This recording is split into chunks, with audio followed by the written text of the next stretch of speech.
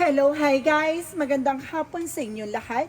This is Chino Rodriguez from Masagri Channel, a faith healer, also matarder. So ngayong hapon na to, tingnan natin na nagsabihin sa'yo ng ating mga gabay. So this is special gabay for the month of February 21 hanggang February 27 for the sign of Aries. So Aries, welcome to my channel. Ano kayang messages, advices, and spirit guides ang ating masasagap for today's video? Kanon makayang energy o kaganapan sa buhay ng mga Aries ang ating mahagilap. So guys, this reading is a general reading lamang, hindi lahat makaka-resonate. Kung hindi lamang po makaka-relate sa inyo, and comment down below kung kaninong energy ang ating nasagap. And of course, don't forget to like and subscribe my channel and hit the notification bell for more videos updated. Kasi maraming salamat po sa mga walang sawang pagsuporta sa aking channel, lalo na yung hindi nag-i-skip ng ads, na way pagpalain kayo ng Diyos at may kapal, siksik, liglig na gumapaw na biyay manumbalik sa inyo. And of course guys, umpisa na natin ang laban for this sign of Aries. Angel Spirit Messages, give me information. So, tingnan natin na pinaka masasagap sa iyo ng ating mga baraha. So, there's the Chariot card, an action. So, ano tong action na to? So, is it drama? So, it's action. So, maraming magaganap daw, ha? There's a two joining forces na talagang magbibigay sa ng something pagbabago or movement, no? Paggalaw ng baso. So, there is a Knight of Swords. So, there's a success. So, this is the moment na unti-unti ka ng makakaluwag-luwag or unti-unti ka ng makakabangon. So, and of course, there's the Eight of Pentacles, focus, no? Kailangan mag-focus, dedicated sa ginagawa mo, no? Kailangan mag-focus sa ginagawa, sa trabaho, sa negosyo, and the Eight of Swords, no? Kailangan mong wag nakikinig sa mga tao sa paligid mo. The Eight of Swords is the toxicities, or there's a lot of negativities around you, or either, kumbaga, there's a lot of toxicities, no? Or negativities. Additional messages for angel spirit guides. So there's a strength card, confidence. So there's a confidence is your key to success. So at the end of the time, magsasuccess ka at may mga bagay na maglilinaw sa iyo. At the same time, there's the Page of Cups. So there's a listen to your intuition and listen to your gut feeling. So let's see what is the Chariot card. So there's a Knight of Pentacles. So there's a security. So ibig sabihin nito, maging secure ka sa lahat ng ginagawa mo. No, kumbaga there's a Chariot for taking actions or something improvement na magbaba. Kumbaga there's a puzzle or something, a pattern. So may mga bagay dito malalaman mo na yung tamang anggulo or tamang way, no? Or tamang tamang strategy rather. So let's see what is the Knight of Swords. And of course, there's the Five of Wands. So, matatapos na yung complication, no? So, matatapos na yung pagtatalo, disappointment, no? And of course, there's the King of Pentacles. So, there's a security and practicality. So, kailangan maging practical ka about sa finances. No, mag-invest ka muna sa sarili mo. And of course, there's a Temperance, a perfect timing. So, there's a solid investment or solid foundations. So, sinasabi dito guys, no? Kumbaga, lakas mo yung pakiramdam mo, no? Kumalma ka. Ikalma mo, the more na kalmado ka, the more na makikita mo kung sino yung totoo at sino yung hindi totoo sa paligid mo. Ganun yun. And of course, there's a meditate. So, sa madaling salita, meditate. So, there's a Page of Wands. So, there's a good news. May magandang balita ka ditong malalaman. And of course, marami ka matutuklasan. And of course, there's the Knight of Wands, resilience. So, kailangan mo maging mahinahon, maging tahimik sa mga gagawin mo. There's a Page of Cups na makinig ka sa inner voice mo, yung intuitions. So, let's see what is the Chariot. And of course, the Knight of Pentacles. So, there's the Two of Pentacles. So, there's the balance. So, kailangan mo maging balance eh. Emotional, practical, finances, career, spiritual, material, kailangan mo maging balance. And of course, there is a Knight of Swords and the Five of Wands represent the Queen of Pentacles, practicality. No? Kumbaga maging practical ka pagdating sa paligid mo, pagdating sa finances, no? Pagdating sa mga competitors mo, mga kalaban mo. No? So let's see what is the Eight of Pentacles and of course the Knight of the King of Pentacles represent the Four of Wands, celebration. At the end of the time, magkakaroon ng celebration and of course, success, engagement at the end of the time, no? And of course, there's a Ten of Wands by burden, no? Matatapos na yung bigat, pasanin, no? Hirap, sakripisyo, lahat ng mga sakit na nangyari sa'yo from the past ay matatapos na. The Temperance, nire-represent dito na kailangan mo mag-meditate, no? Kailangan mong maging mahinahon, maging kalmado para makapag-isip ka ng maayos. Kapag nakipag-isip ka ng maayos, malalaman, matutuklasan mo yung mga tao sa paligid mo, no? Kumbaga malalaman mo kung sino yung mga dapat mong iwasan, alisin sa mga landasin mo. So let's see, what is the strength card? And of course, the Page of Wands, so there's up the word card. So there's a travel and there's a success coming in for you. No, magkakaroon ka ng success dito at the end of the time. So let's see what is the Page of Cups and of course the Knight of Wands. So there's a the Eight of Cups, no, moving on, moving forward. So may mga bagay dito na unti-unti ka na makakabangon talaga at unti-unti ka na makakaalis sa sitwasyon. No, parang sinasabi dito na unti-unti ka na makakawala sa mga anxieties, depression and stress. 888 represent the money, wealth, and success coming in for you. So let's see what is additional messages for the outcome. So there's an Ace of Swords. No, there's a breakthrough. Talaga parang magkakaroon ka ng inner clarity and mental clarity dito, guys, no? Kumbaga hindi na matatauhan eh. No, hindi ka na matatauhan, malalaman mo yung tamang eksena or tamang formula na kung paano mo mapapaikot yung pera mo or paano mo mapapalago yung finances mo. And of course, there's an Ace of Cups. So see, Ace of Swords and the Ace of Cups. Love and career. So sinasabi dito, maaaring bigyan ka ng kaliwanagan about sa partnership. Additional messages for career. So there's the Seven of Wands. So protections, no? Protection naman yung career mo. At the same time, there's a Knight of Swords. See? Na dadala ka ng anxieties and stress, no? Kumbaga, yung toxicity and negativities, yan yung nagdadala sa ng kamalasan, no? So let's see what is additional messages for love life. So there's a justice, no? Kumbaga magkakaroon ka ng balance sa justisya pagdating sa relasyon. And of course, there's a Nine of Pentacles and there's a blossoming. Talagang may kaakibat ang love life and career sa'yo. May talagang magka-connect talaga siya. So let's see additional messages for health. So there's a Two of Cups, partnership. Oh my God, there's Star card. So ibig sabihin dito, ginagawa ka ng stress kasi may gusto sa person mo. No, may gusto sa person mo. And the Star card na maaaring ginagawang kayo together, no? It's either ginagayuma or something, magkakaroon ka na ng healing. Kasi matutuklasan mo kung bakit kami namalas, kung bakit nangyayari sa ito. Yung pala yun, justice will be served. Oh my God.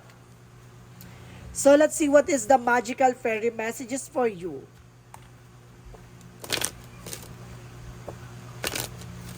Magical fairy messages. There's a new home. So magkakaroon ka ng bagong bahay. Or baka makalipat ka ng bahay.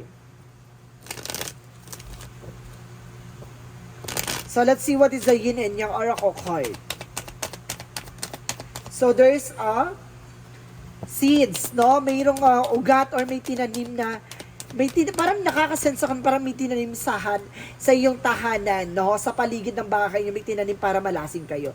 And there's the isolation by thoughts, no? Para mag-overthink or para ma-paranoid kayo sa kakaisip bakit nangyayari sa inyo.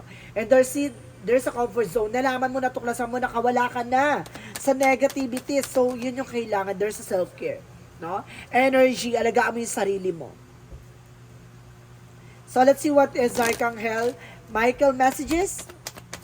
So there is an honor and trust in your feelings. So makinig ka sa nararamdaman mo at magtiwala ka. There's a let go of fear now. So alisin mo yung takot at pangamba mo.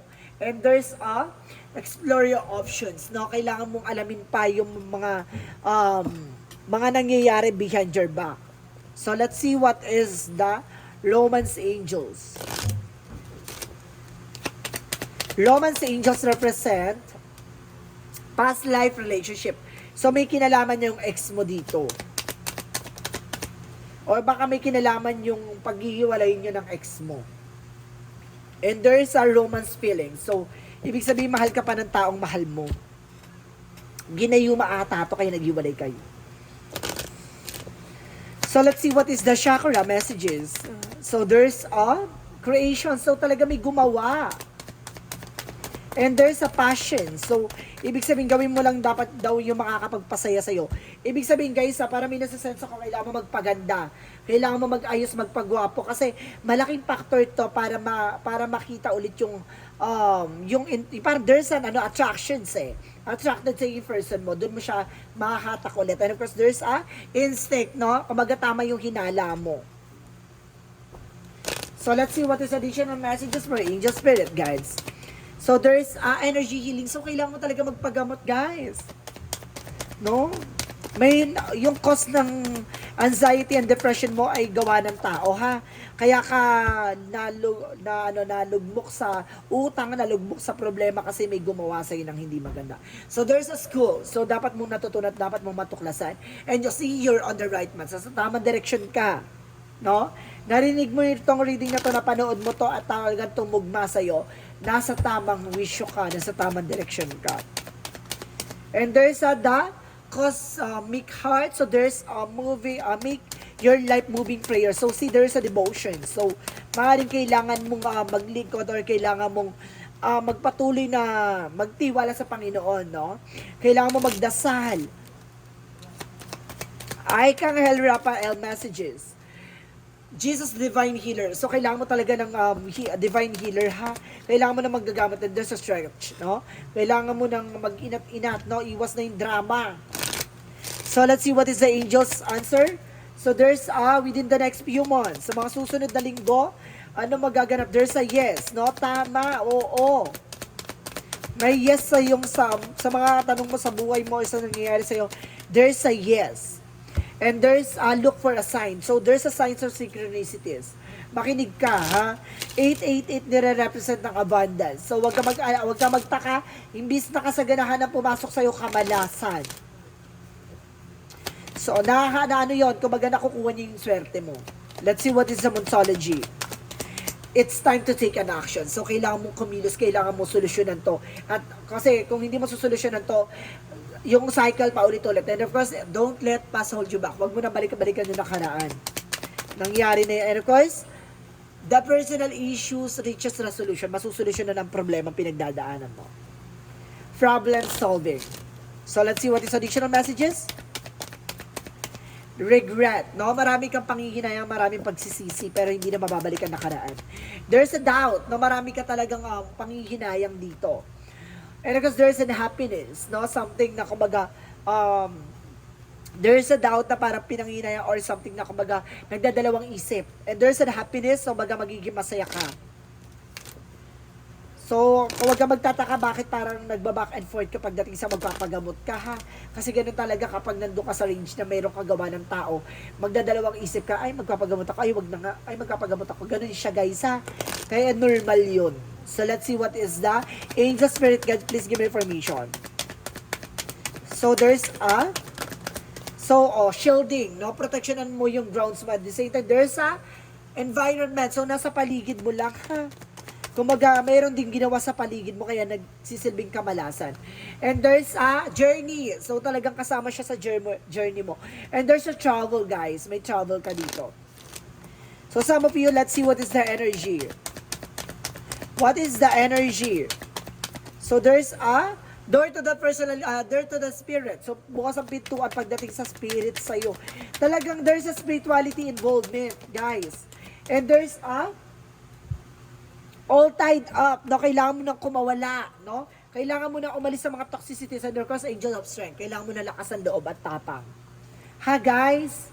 So let's see what is the Jesus loving quotes. So sabi ni Jesus dito, Be of good comfort, your faith has baby roll. So see, kumbaga maging ano ka lang, no? Kumbaga, inaano lang na maging buo ka, no? Para ibigay sa'yo ang, para sa'yo, no? Maglingkod at ibigay mo yung mga bagay-bagay na buong buo, no? Para sa'yo, para ibigay sa'yo ng buo ng ating Panginoon, no? Kumbaga may doubt ka pa eh, kaya kailangan mo alisin at linisin yan. So let's see what is the angel's number. Angel's number represents 28, I am a leader. So, sinasabi dito, kumbaga magsisilbing pinuno ka o kaya mo pamunuan yung lahat ng mga nangyayari behind your back. In an effort to accomplish greater things, you are recognize the value of working with others to you make a capable, compassionate leader who can bring people together and drive a team towards achievement. So, bibigyan ka talaga ng kasagot at bibigyan ka ng kaliwanagan sa lahat ng mga bagay-bagay at magdadala sa iyo ng katagumpay yon, ha? Kumbaga, kaya mong pamunuan yung mga bagay-bagay lalo-lalo na sa iyong hinaharap, no? Kumbaga, ikaw yung magsisilbing pinuno or kaya mong pamunuan or kaya mong solusyonan, no? Para sa sarili mo. So, let's see what is the messages of life. So, there's a forgiveness. So, may binibigay dito forgiveness today. I've blessed each soul I've received to have hurt me. I release them to their own greater good. I can now see that my fast provides me with the lessons that help me live more fully in the presence. I no longer struggles with what has been said and done. I am grateful for every experience that has brought me here. I feel myself with a love that is pure and free. So, bibigyan ka talaga ng kalinisan or paano sinasabi na kailangan mo linisin yung sarili mo na walang galit at walang puot sa puso mo para nasarga ng tuloy-tuloy ang biyayang ipagkaloob sa'yo. Hayaan mo na ganun talaga, guys, no? Marami talagang hihilain tayo pababa, pero huwag kang mag-iisip ng masama sa kapwa. So, let's see. No, maraming salamat. This is the special gabay for the month of February 21 hanggang February 27 for the sign of Aries. So, Aries, maraming salamat for this wonderful reading. So, guys, this reading is a general reading naman, hindi lahat makaka-resonate. Kunin lamang po makaka-relate sa inyo and comment down below kung kaninong energy ang ating nasa government. This reading is a general reading namang hindi lahat makaka-resonate. Kung nila pa makaka-relate sa inyo, and comment down below kung kaninong energy ang ating nasaga. Pero of course, guys, maraming salamat po sa mga walang sawang pag-support sa aking channel, lalo-lalo na hindi nag-skip ng ads. Naway pagpalain kayo na just at may kapal, siksik, digdig na guma po, umiyay manabalik sa inyo. And of course, maraming salamat sa mga nag-share ng aking videos sa namang uri ng social media platforms. Maraming salamat po. And of course, once again, this is Chin Rodriguez, Mama Esagari Channel, a Faith Healer. And of course, Flower Reader. Maraming salamat and see you in the next video. Bye-bye and babush!